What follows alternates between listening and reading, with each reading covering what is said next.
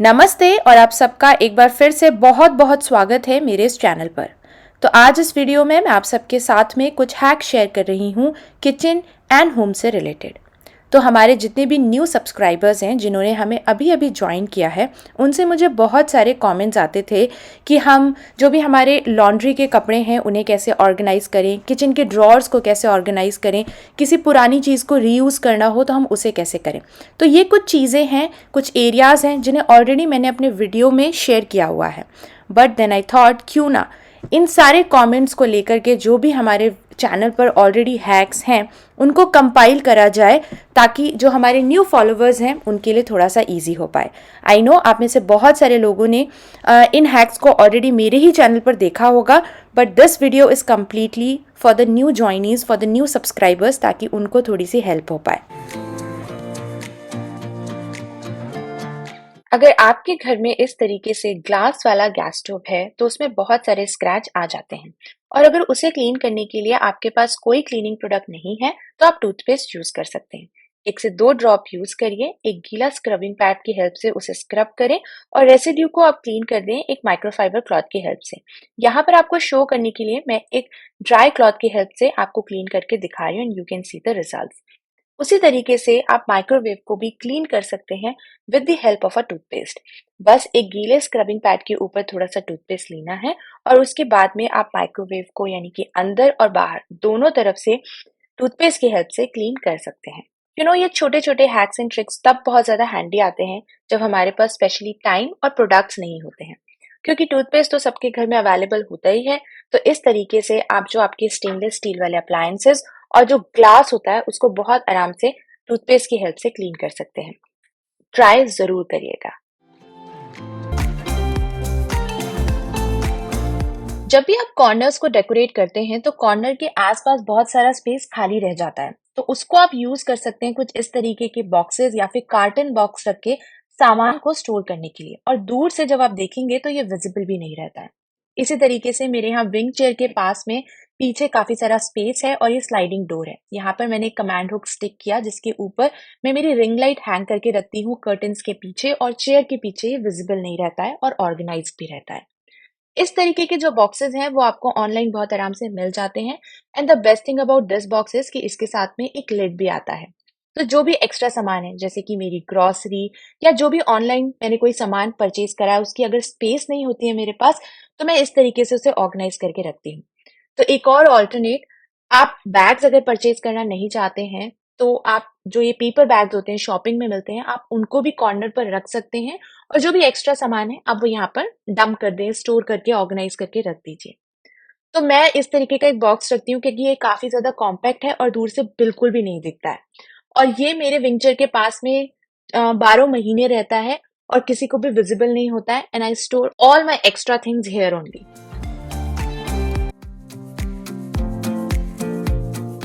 कभी कभी जो बोल्स होते हैं एक्सेस यूज के बाद में खराब हो जाते हैं, स्पेशली छोटे नॉन स्टिक पैन्स, उनको भी आप यूज कर सकते हैं, और किसी भी तरीके का फैब्रिक। अब इस फैब्रिक को मैंने छोटे छोटे रेक्टेंगुलर फॉर्म में कट कर लिया है। अब ये स्ट्रिप आप इतनी बड़ी कट करें जिससे कि आपका जो अंदर और बाहर दोनों तरफ बोल में या जो पैन में वो आराम से कवर हो पाए। यहाँ पर मैं ग्लू यूज कर रही हूँ, बट आई वुड सजेस्ट कि आप ग्लू गन यूज करें, बिकॉज ग्लू से बहुत टाइम लग रहा था इसे स्टिक करने के लिए। अब क्योंकि पीछे की तरफ ये थोड़ा सा सर्कुलर फॉर्म में है तो कुछ इस तरीके से उसे प्लीट बनाना पड़ेगा नीट लुक देने के लिए, और एक एक करके इसी तरीके से सारी स्ट्रिप्स यहाँ पर आपको फिक्स कर देनी है।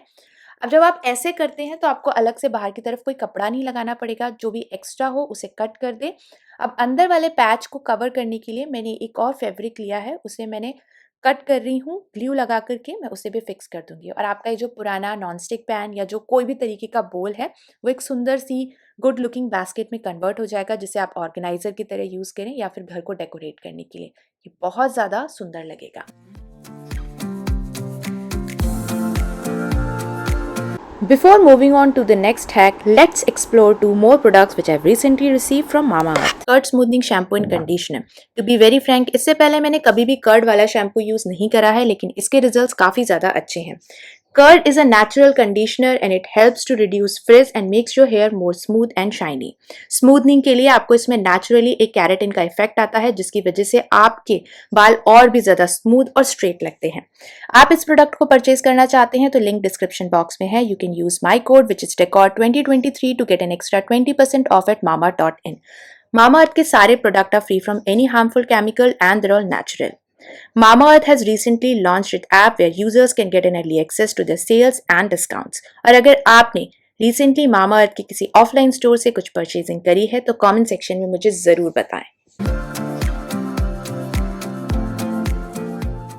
हेल्दी लाइफस्टाइल के लिए हमने नॉन स्टिक पैन्स को रिप्लेस करा कास्ट आयरन पैन्स के साथ में, बट मल्टीपल यूसेज के बाद में कॉर्नर पे ऑयल बहुत ज़्यादा एक्यूमुलेट हो जाता है। तो गैस को ऑन करिए और इस पैन को आपको कम्प्लीटली गर्म करना है जब तक कि इसमें से स्मोक ना निकले। कुछ इस तरीके से भी आप एजेस को गर्म कर सकते हैं। आपको चाहिए सॉल्ट को आपको पैन के ऊपर स्प्रिंकल करना है और गैस की नॉब को ऑफ कर दें।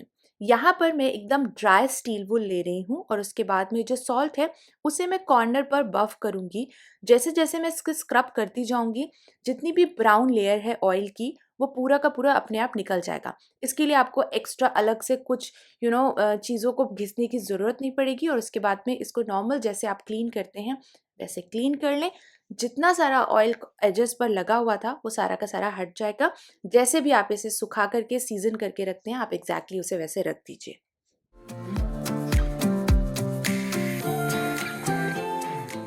मुझे बहुत बार ये पूछा गया कि ये जो एलिफेंट्स हैं क्या ये ब्रास के हैं? नहीं, ये एलिफेंट्स ब्रास के नहीं हैं, ये सिरेमिक है और आप खुद देख सकते हैं।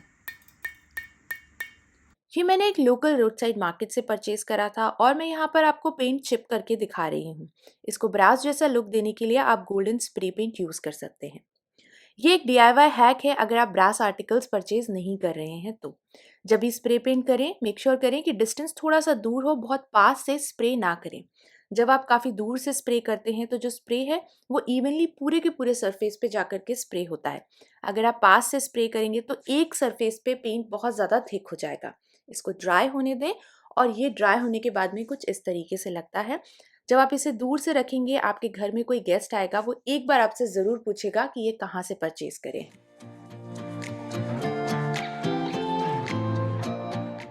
अलमीरा के ये जो डोर्स होते हैं इन्हें हम बहुत तरीके से यूज़ करते हैं चीज़ों को ऑर्गेनाइज करने के लिए, जैसे बेल्ट, स्कार्फ या फिर टाई को।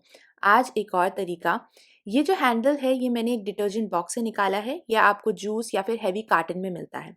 हम इस साइड को अलग करेंगे और इसे हम अलमीरा के डोर पर फिक्स करेंगे, दोनों साइड नेल लगा करके कुछ इस तरीके से। जब आप इसमें नेल लगाएंगे तो इसको अच्छी स्ट्रेंथ मिलेगी, डबल साइडेड टेप से उतनी ज़्यादा स्ट्रेंथ इसे नहीं मिल पाएगी। और जब ये एक बार अच्छे से फिक्स हो जाए तो इसमें आप आपकी सारी हैट्स या कैप्स को ऑर्गेनाइज कर सकते हैं। हैट को लेना है, ऊपर वाला पोर्शन अंदर की तरफ फोल्ड करें और इस साइड को हम जो हैंडल है उसके अंदर इंसर्ट कर देंगे। नेक्स्ट कैप लें, उसको भी फोल्ड करें और कुछ इस तरीके से आप एक के ऊपर एक स्टैक करके रख सकते हैं। आपकी कैप्स ऑर्गेनाइज रहेंगी। डोर को आप कितने ज़ोर से भी ओपन एंड क्लोज करें, ये हैट्स अपनी जगह से नहीं निकलेंगी।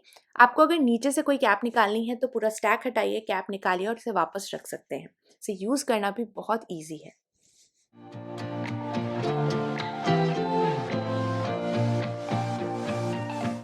इस तरीके के प्लांटर्स मार्केट में बहुत ही एक्सपेंसिव मिलते हैं, 1000 या 2000 रुपीज़ के। तो उन्हें आप रिप्लेस कर सकते हैं इस तरीके के लॉन्ड्री बास्केट के साथ में। जी हाँ, आप लॉन्ड्री बास्केट को यूज़ कर सकते हैं एज अ प्लांटर। इसे कॉर्नर पर रखें और इसके अंदर आपका जो भी बड़ा या छोटा प्लांटर है उसे आप डायरेक्टली रख सकते हैं और ये देखने में बहुत सुंदर लगेगा। मैं इस तरीके की ट्रॉली पर रखती हूँ और अगर आपको बास्केट की हाइट ज़्यादा लगती है तो फैब्रिक होने की वजह से आप इसे नीचे से फोल्ड भी कर सकते हैं। ये वाटरप्रूफ होता है जिसकी वजह से ये लॉन्ड्री बैग खराब भी नहीं होगा और आप इसे बहुत लंबे टाइम तक अगर प्लांटर की तरह रखना चाहते हैं तो आप हैंडल्स को कट भी कर सकते हैं और ये देखने में बहुत ज़्यादा सुंदर लगेगा। मतलब 150 रुपये खर्च करने पे आप एक सुंदर सा कॉर्नर रेडी कर सकते हैं।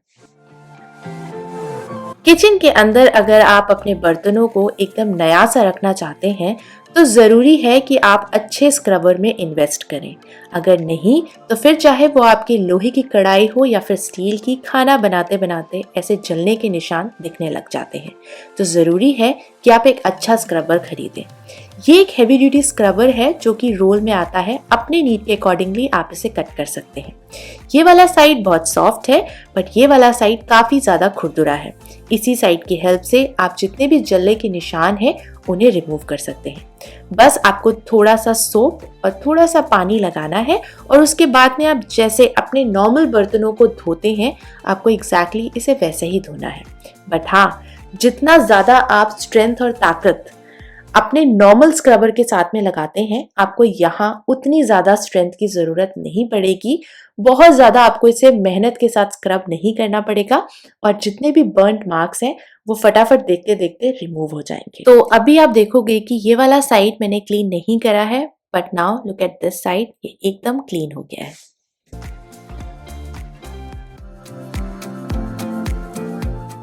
लिपस्टिक होल्डर बनाने के लिए मैं यूज कर रही हूँ किचन पेपर टॉवल होल्डर और उसके साथ में कुछ जिप टाइज। जिप टाइज आपको किसी भी लोकल हार्डवेयर शॉप में मिल जाएंगे। अब इस पूरे होल्डर पर कुछ कुछ डिस्टेंस पे हम जिप टाइज कुछ इस तरीके से लॉक करते जाएंगे एंड मेक श्योर करिए कि आप उसे अच्छे से टाइटली सिक्योर कर रहे हैं। नेक्स्ट आप एक लिपस्टिक ले लें, उससे आप मेजर कर लें कि कितने डिस्टेंस में आपको नेक्स्ट जिप टाई जो है वो कुछ इस तरीके से यहाँ पर फिक्स करना है। अब जितना बड़ा होल्डर है, जितनी लिपस्टिक्स आपके पास में है, उस हिसाब से उतने जिप टाइज आप यहाँ पर वर्टिकली लगा सकते हैं। और लास्ट में ये जो एक्स्ट्रा टाइज हैं उसे सिजर की हेल्प से कट कर दें। अगर आपके ड्रेसिंग स्पेस में स्पेस कम है तो इस तरीके से आप लिपस्टिक्स अपने ड्रेसिंग टेबल पर या कहीं पर भी किसी टेबल पर कॉर्नर पर कुछ इस तरीके से वर्टिकली स्पेस को सेव करते हुए ऑर्गेनाइज करके नीटली रख सकते हैं और इनसे लिपस्टिक बिल्कुल भी बाहर नहीं आएगी, काफ़ी अच्छी तरीके से इसमें फिट रहेगी। जो भी लिपस्टिक आपको निकालनी हो उसे निकालिए, यूज़ करिए एंड देन ईजिली कितने आराम से देखिए आप इसे वापस भी रख सकते हैं।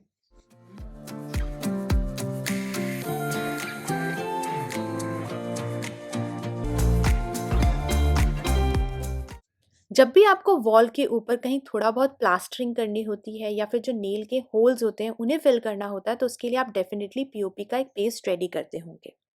कभी कभी क्या होता है कि बहुत सारा पीओपी का पेस्ट बच जाता है, तो इसे इधर उधर फेंकने की जगह आप इसे थोड़ा सा ड्राई होने दें। जब आपको लगे कि ये एक बार ड्राई होना स्टार्ट हो गया है तो आप कोई भी तरीके का मोल्ड ले सकते हैं या फिर प्लास्टिक ले लें या कोई भी पुराना पेपर उसके ऊपर, जैसे मैं यहाँ पर छोटे छोटे बॉल्स बना करके रख रही हूँ, आप इस तरीके से रख सकते हैं या जो भी शेप आप देना चाहें उस तरीके का शेप आप दे सकते हैं। इसे कम्प्लीटली ड्राई होने दें, ओवरनाइट छोड़ दें, एक दिन के लिए छोड़ दें और उसके बाद में आप जो भी घर में छोटे मोटे कहीं पर जैसे नेल के कुछ मार्क्स हैं, जैसे कोई छोटा मोटा ऐसा मार्क है तो उसके लिए बस आपको अपनी चॉक लेनी है, उसमें थोड़ा सा वाटर स्प्रिंकल करें। वाटर स्प्रिंकल करने से थोड़ा सा लूज हो जाएगा और फिर उसके बाद में जो भी आपका होल है वहाँ पर बस आपको इसे इस तरीके से बैक एंड फोर्थ मूव करना है और आपका जो पीओपी है वो हो जाएगा। इसके लिए आपको बार बार अब पीओपी का पेस्ट नहीं बनाना पड़ेगा, हाथ भी गंदे नहीं होंगे और आपके यूटेंसिल्स भी गंदे नहीं होंगे। ये बेसिकली ट्रिक है, जब भी आपके कोई छोटे मोटे नील के मार्क्स रह जाते हैं या फिर कुछ ऐसे एरियाज, वहाँ पर ये बहुत ज़्यादा यूजफुल है।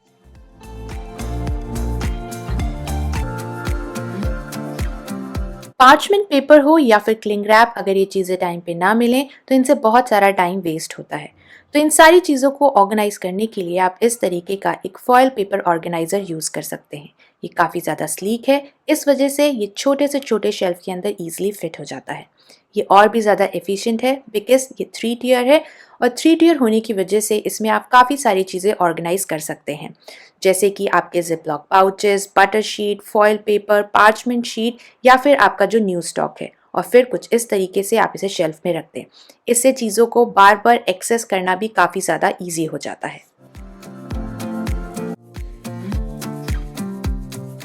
क्या आप भी कुछ इसी तरीके से कर्टन्स को कबर्ड के अंदर स्टैक करते हैं? फिर जब भी आप किसी एक कर्टन को बाहर निकालते होंगे तो उसके साथ बहुत सारे कर्टन्स डेफिनेटली बाहर आ जाते होंगे।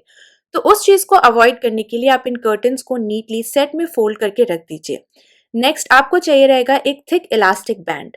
अब इस इलास्टिक बैंड को आपको कर्टन के अक्रॉस रख के मेजर करना है और थोड़ा सा स्लाइटली छोटा उसे सिजर की हेल्प से कट कर दें और दोनों एंड्स को नीडल और थ्रेड से स्टिच कर दें। सो बेसिकली आपको इस तरीके के 2 बैंड्स रेडी करने होंगे एक कर्टन सेट पर लगाने के लिए, और जो भी इलास्टिक बैंड है उसे आपको कुछ इस तरीके से क्रॉस करके सेट पर लगाना है। इसी तरीके से आप जितने भी आपके कर्टन्स के सेट हैं उस पे आप इस इलास्टिक बैंड को लगा दीजिए और फिर आप चाहें तो इसे फाइल सिस्टम में रखें और इससे निकालना और वापस से कर्टन्स को ऑर्गेनाइज करना इजी हो जाता है, या फिर कुछ इस तरीके से स्टैक करके। अब आप मिडिल से भी कर्टन को बाहर निकालेंगे तो सिर्फ आपका सेट बाहर आएगा, रेस्ट ऑफ द जो आपका अलमीरा है वो एज इट इज ऑर्गेनाइज्ड रहेगा।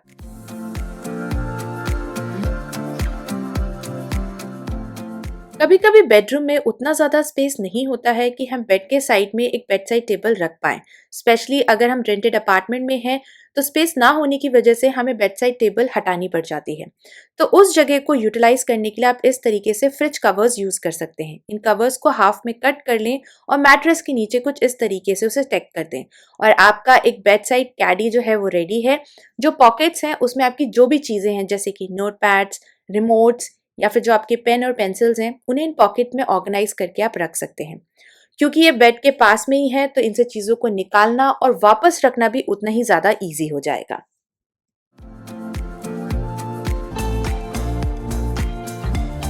रिसेंटली अमेजन के ऊपर मैंने इस प्रोडक्ट को देखा एंड आई थॉट कि आप सबके साथ भी इसे डेफिनेटली शेयर किया जाए। तो अगर आपके घर में स्पेस की कुछ प्रॉब्लम है जिसकी वजह से आपको बेडशीट्स को ड्राई करना डिफिकल्ट होता है, तो आप इस बेडशीट ड्राइंग रैक को डेफिनेटली यूज़ कर सकते हैं। आप इसको बहुत ईजिली असेंबल कर लें। जब एक बार ये अच्छे से असेंबल हो जाएगा तो कुछ इस तरीके से ये एक हैंगर के साथ में प्रोडक्ट आता है जिसे आप बहुत ईजिली इस तरीके से किसी भी हाइट के ऊपर हैंग करके जो भी आपकी सिंगल या फिर डबल बेड की बेडशीट्स हैं उन्हें ईजिली ड्राई कर सकते हैं। जो भी आपकी गीली बेडशीट है उसे हाफ में फोल्ड करिए और फिर इसे इस तरीके से स्पाइरल के ऊपर से आपको पास करवाना है। जब एक बार आप इसे अच्छे से पास करवा लेंगे तो आपकी जो बेडशीट है वो कुछ इस तरीके से इस हैंगर के ऊपर हैंग हो जाएगी। क्योंकि ये एक सिंगल बेड की बेडशीट है तो आप देखोगे कि यहाँ पर अभी कंप्लीटली ये जो रैक है वो फिल नहीं हुआ है। अगर ये डबल बेड की बेडशीट होती तो बहुत ईजिली ये पूरा का पूरा स्पाइरल फिल हो जाता और फिर मैं इसे कुछ इस तरीके से यहाँ पर हैंग कर देती हूँ। ये प्रोडक्ट मुझे बहुत ही ज़्यादा पसंद आया। बहुत कम स्पेस में ये बहुत अच्छी तरीके से काम करता है। किचन अप्लायंसेस के साथ में आते हैं instruction manuals and warranty card, और इन चीज़ों को अच्छे से ऑर्गेनाइज करके रखना ज़रूरी है ताकि जब हम इन्हें रेफर करना चाहें ये हमें टाइम पे मिल पाए। तो इन्हें ऑर्गेनाइज करने के लिए आप इस तरीके का एक फाइल फोल्डर स्टेशनरी शॉप से परचेज कर सकते हैं। और अगर इस हैक के बाद में आप इंस्ट्रक्शन मैनुअल्स और वारंटी कार्ड्स को ऑर्गेनाइज कर रहे हैं तो वारंटी कार्ड की डेट चेक कर लें और जो भी अप्लायंसेस अब आपके पास नहीं है उनके इंस्ट्रक्शन मैनुअल्स को हटा दीजिए, जिसकी वजह से थोड़ी सी डीक्लटरिंग भी हो जाएगी। अब किसी भी ओवरहेड कैबिनेट के डोर पर आप इसे स्टिक कर दें। उसके लिए आप डबल साइडेड टेप यूज़ कर सकते हैं, बट जब बहुत सारे मैनुअल्स आप इसमें रख देंगे तो वेट की वजह से ये फोल्डर बाहर आ सकता है। तो उसे अवॉइड करने के लिए मैंने 4 कॉर्नर्स पर ये जो फर्नीचर स्टेपल होता है उसकी हेल्प से इसे स्टेपल कर दिया ताकि ये अच्छी तरीके से फिक्स हो जाए। एंड देन सारे के सारे मैनुअल्स और वारंटी कार्ड को आप यहाँ पर स्टोर और ऑर्गेनाइज करके रख सकते हैं। ईजी भी है, जब भी आपको यूज़ करना हो बस डोर को ओपन करिए, मैनुअल निकालिए और चेक करिए एंड वापस इसे रख दीजिए। मैं माइक्रोवेव यूज़ करती हूँ रीहीटिंग के लिए, और रीहीट करते टाइम कभी कभी ग्लास प्लेट और बोल इतने ज़्यादा गर्म हो जाते हैं कि उन्हें बेयर हैंड से उठाना डिफ़िकल्ट होता है और इससे एक्सीडेंट्स भी हो सकते हैं। उसे अवॉइड करने के लिए आप इस तरीके के सिलिकॉन माइक्रोवेव मैट्स यूज़ कर सकते हैं। बस आपको इस मैट को इस ग्लास प्लेट के ऊपर रखना है और इसके ऊपर रखिए आपका माइक्रोवेव सेफ बोल। जितनी देर के लिए आप चाहें इसे हीट करिए। ये मैट एकदम हीट रेजिस्टेंट है। अब आपको बोल उठाने की ज़रूरत नहीं है, आप बोल को इस मैट की हेल्प से उठा सकते हैं, इससे आपके हाथ भी नहीं जलेंगे। ये सेट ऑफ 2 में आते हैं, तो इन केस अगर आप पॉपकॉर्न बना रहे हो तो आप इस तरीके से उसे कवर करने के लिए भी यूज़ कर सकते हैं। ये काफ़ी पुराना माइक्रोवेव है तो ऊपर कॉइल लगी है। आजकल बिना कॉइल वाले माइक्रोवेव्स आ रहे हैं तो आप इसको ऊपर की तरफ कुछ इस तरीके से स्टिक कर सकते हैं, स्पेस भी नहीं लेगा।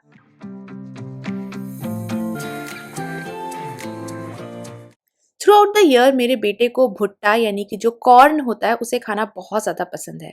तो मैं हमेशा ही घर में भुट्टा रखती हूँ। जब भी उसे मन होता है गैस स्टोव ऑन करके कुछ इस तरीके से उसे रोस्ट करके दे देती हूँ। लेकिन एक काम जो उसे बिल्कुल भी पसंद नहीं है वो है भुट्टे में से उसके सीड्स निकालना। तो इसके लिए वो घर में से ही किसी ना किसी से बोलता है। एक सीड को निकाल करके उसे देना थोड़ा सा टाइम कंज्यूमिंग होता है। तो रिसेंटली अमेजोन के ऊपर मैंने देखा ये मल्टी फंक्शनल कॉर्न स्ट्रिपर या फिर पीलर, जिसकी हेल्प से बहुत ईजिली भुट्टे के जो सीड्स होते हैं उसे इस मशीन के थ्रू निकाला जा सकता है। तो बस आपको इस अटैचमेंट को कुछ इस तरीके से यहाँ पर फिक्स करना है और इसके ऊपर जो भी आपका भुट्टा या जो कॉर्न है उसे कुछ इस तरीके से रखिए और नीचे की तरफ पुश करिए। जितने भी सीड्स होंगे वो ऑटोमेटिकली इस टब में कलेक्ट होते जाएंगे। एक और अच्छी चीज़, क्योंकि ये प्लास्टिक का बना हुआ है तो मे भी हो सकता है कि आप में से बहुत सारे लोग इसको ना पसंद करें, बट मुझे क्योंकि इसकी नीड थी, अर्जेंट था, इस वजह से मैंने सोचा कि इसको ट्राई ज़रूर किया जाए। अगर आप चाहें तो नीचे जो प्लास्टिक वाला चीज़ है उसकी जगह पर आप इसे नॉर्मल किसी भी प्लेट पे भी निकाल सकते हैं। इसके साथ में एक ग्रेटर भी आता है जिसकी हेल्प से आपको कोई वेजिटेबल ग्रेट करनी हो, जिंजर हो, आलू हो, इन चीज़ों को भी आप ग्रेटिंग के लिए यूज़ कर सकते हैं। इसका लिंक आपको नीचे डिस्क्रिप्शन बॉक्स में मिल जाएगा।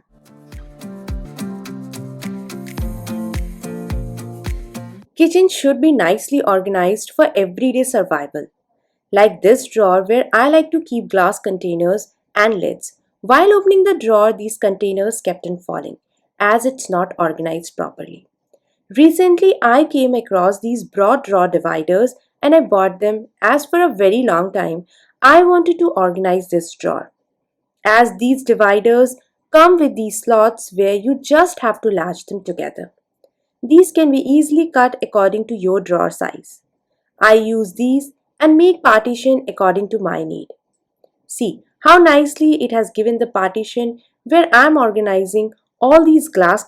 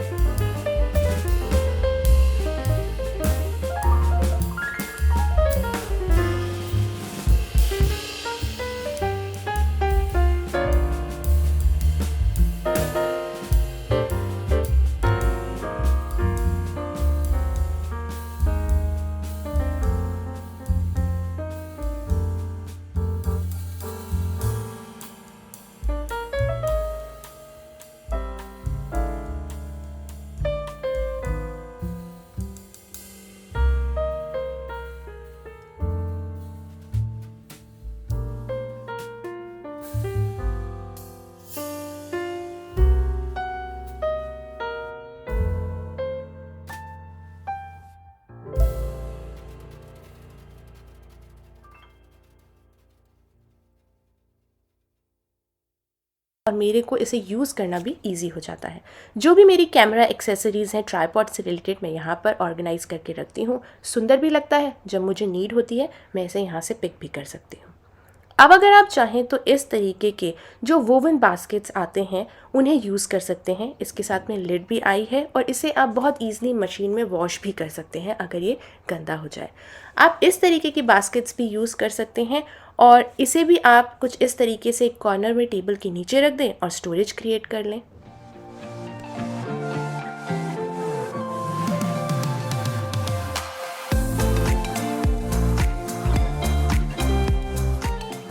रिसेंटली मैंने कुछ कमेंट्स रिसीव करे थे कि लॉन्ड्री के बाद में जो वॉश्ड क्लोथ्स होते हैं जिन्हें हमें बाहर आयनिंग के लिए भेजना होता है, उन क्लोथ्स को हम कैसे स्टोर या फिर ऑर्गेनाइज करके रखें ताकि वो घर में क्लटर भी क्रिएट ना करें।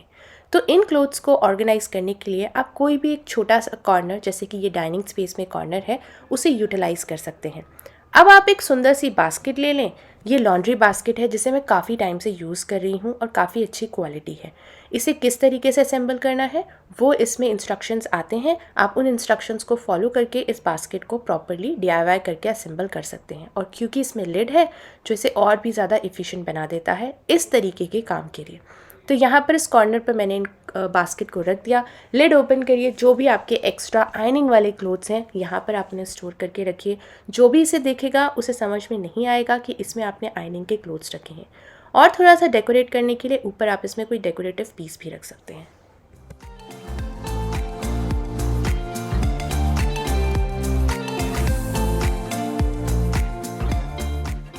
कभी कभी हम सोशल मीडिया से बहुत ज़्यादा इन्फ्लुएंस होकर बहुत सारी चीज़ें परचेज़ कर लेते हैं। उसी में से एक था ये कप ऑर्गेनाइज़र।